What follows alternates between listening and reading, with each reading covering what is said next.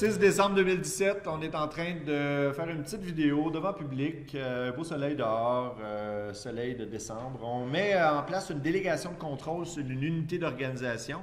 On a une petite mise en situation. On a un user qui s'appelle ADM2 qui était auparavant administrateur du domaine, donc qui était admin du domaine, qui a été rétrogradé, pour faire une histoire courte.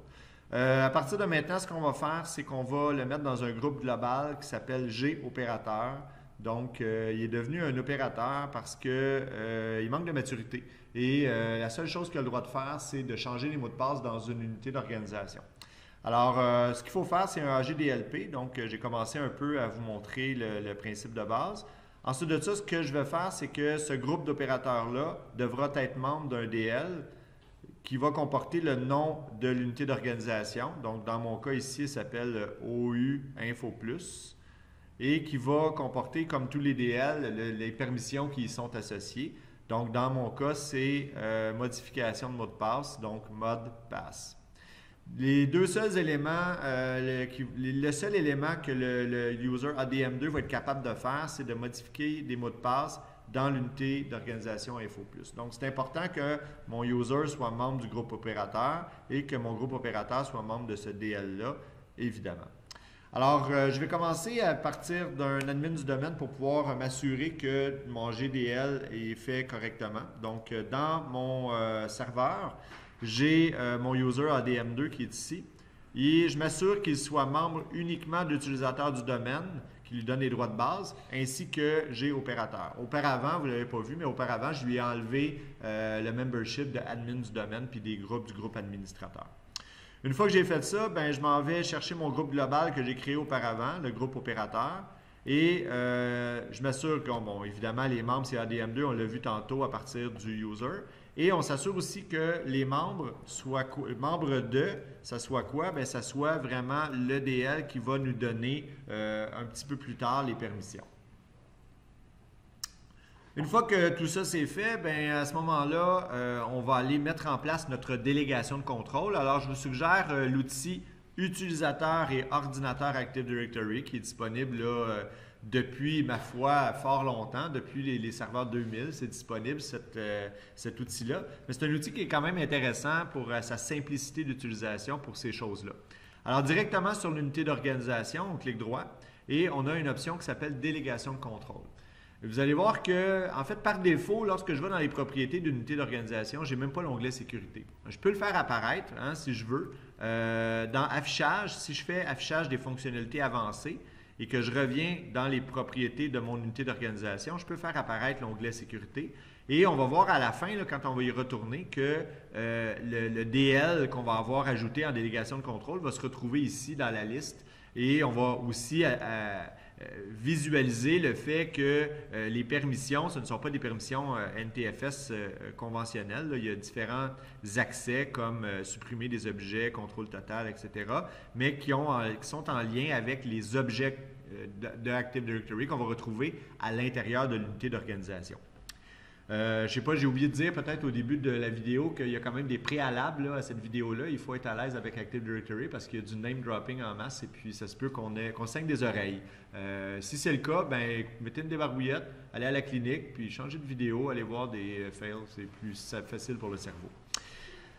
Donc, on clique droit sur délégation de contrôle et on me dit j'ai pas l'autorisation d'écrire les informations de sécurité pour cet objet. On va valider un petit peu qui je suis. Ah oui, je m'étais logué avec ADM2 évidemment pour faire des tests. Alors, je vais devoir évidemment ouvrir une session avec un admin du domaine pour pouvoir le faire. Alors, c'est mon erreur. Juste avant la vidéo, j'avais fait un petit test. Je vais prendre mon utilisateur habituel qui me sert à effectuer mes opérations. Je recommence l'accès à utilisateur et ordinateur Active Directory.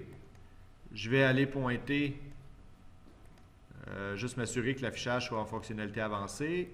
Je m'en vais pointer sur délégation de contrôle et la délégation de contrôle a lieu. Donc, c'est ici qu'on va déterminer les utilisateurs et évidemment, les utilisateurs, c'est mon DL. Donc, mon DL qui va avoir le droit de modifier les mots de passe. Hein, son nom est assez éloquent par rapport à la permission qu'il va y avoir. Ensuite, les délégations de contrôle sont facilement configurables, c'est-à-dire qu'il y a plusieurs opérations qui sont déjà prévues d'avance dans le système. Donc, par exemple, créer, supprimer, gérer les groupes, modifier l'appartenance à un groupe. Alors, on peut donc donner des permissions à la pièce évidemment, on a réinitialisé les mots de passe et forcé le changement de mot de passe à la prochaine ouverture de session, qui est une permission unique ici, qui va être pertinente dans ce cas-là. Évidemment, on est capable aussi d'aller gérer une tâche personnalisée, donc agir de manière beaucoup plus chirurgicale. Et dans ce cas-là, à ce moment-là, il va falloir choisir différentes opérations par rapport à des opérations nécessaires, ce qui dépasse le cadre de notre présent besoin. Donc, je reviens en arrière. Je ne vais pas y aller en mode personnalisé, je vais y aller en mode déléguer des tâches courantes et je vais cocher uniquement réinitialiser les mots de passe. Évidemment, vous avez compris que vous pouvez donner différentes permissions, là, créer, supprimer, gérer les comptes utilisateurs, etc., etc. Il faut voir la liste. Lorsqu'on fait suivant, c'est terminé et vous allez voir que dans le fond, de façon simple, il n'y a aucune information à l'effet qu'il y a une délégation de contrôle sur cette OU-là. Ça ne flash pas, il n'y a pas de petite couleur, il n'y a rien.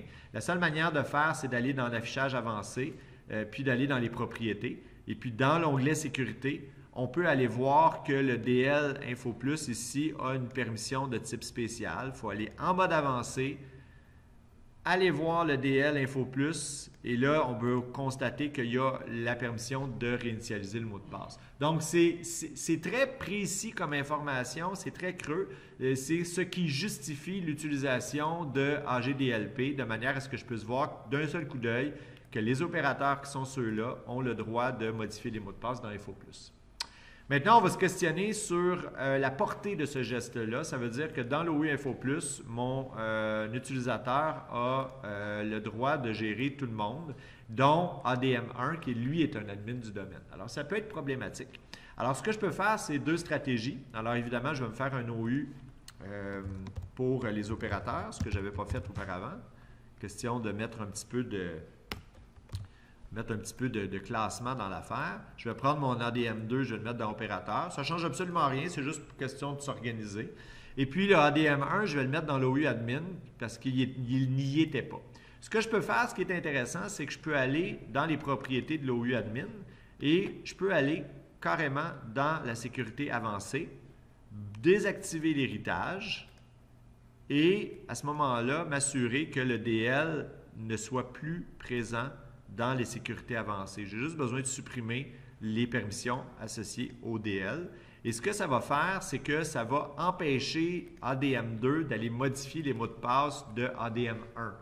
Donc, j'aurais pu aussi prendre l'unité d'organisation puis la sortir. J'aurais pu prendre cette unité d'organisation-là puis la mettre à la racine de mon domaine, ce que je n'ai pas fait parce que je n'aurais pas eu le droit. Là, je crois qu'elle est protégée. Donc, le fait de faire ça ici, je crois que ça devrait être interdit.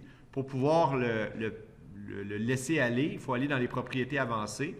Dans l'onglet « Objet », on enlève la protection. Et lorsqu'on fait appliquer, évidemment, on aurait pu prendre cet OU-là puis le mettre à la racine, ce qui aurait eu l'effet aussi d'empêcher ADM2 de modifier les mots de passe parce que ADM2 a de l'action juste sur l'OU d'Info Plus.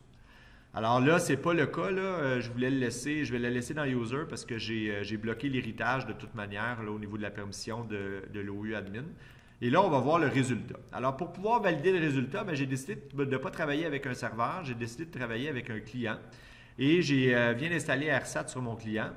Je vais activer les éléments AirSat qui vont me permettre, j'ai un Windows 7, là, dans Windows 7, il faut les activer, évidemment. Donc, je vais activer mes outils ATDS qui vont me permettre de pouvoir gérer Active Directory à distance, évidemment.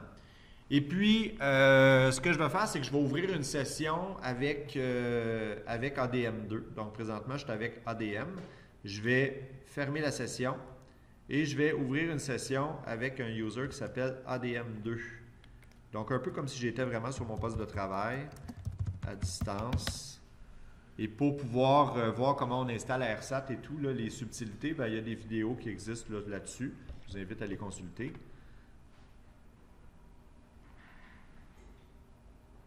Alors, pour pouvoir travailler, ça me prend une petite MMC personnalisée. Dans la MMC, je vais mettre mon composant logiciel enfichable utilisateur et ordinateur Active Directory que je viens d'activer. Et je peux même l'enregistrer sur le bureau, là, question d'y faire référence plus tard. Je ne suis pas obligé de l'ouvrir en tant qu'admin parce que je suis déjà ADM2, donc je devrais déjà avoir des permissions d'aller dans les unités d'organisation. Alors, par exemple, si je veux aller changer les mots de passe d'un commis de bureau, ben, je peux faire une réinitialisation de mot de passe, mettre le nouveau mot de passe et le mot de passe a été changé. Si j'essaye d'aller dans Admin, je vais pointer ADM1 puis je réinitialise son mot de passe. Je peux me rendre loin en passant, il ne faut pas avoir peur d'essayer. Techniquement, je ne devrais pas avoir le droit. Alors, étant donné que j'ai bloqué l'héritage, ça m'est interdit. Donc, c'est la seule opération que je peux faire. Si j'essaye de supprimer un utilisateur, ben, je ne devrais pas avoir le droit. Si j'essaye de créer un nouveau groupe, je peux même pas. Je n'ai même pas l'outil, l'onglet, parce que je n'ai pas la permission dans ma délégation de contrôle. Donc, on vient de voir comment faire une délégation de contrôle sur une unité d'organisation avec Active Directory. Et écoutez, c'est la situation qu'on va retrouver le plus fréquemment dans les grandes entreprises lorsqu'il y a des stagiaires ou des gens qui doivent effectuer des opérations d'Active Directory sans toutefois devoir être admin du domaine, ce qui, on s'entend, est beaucoup trop puissant. Quand il y a trop de dieux, la guerre pogne tout le temps, c'est connu. Donc, c'est ça.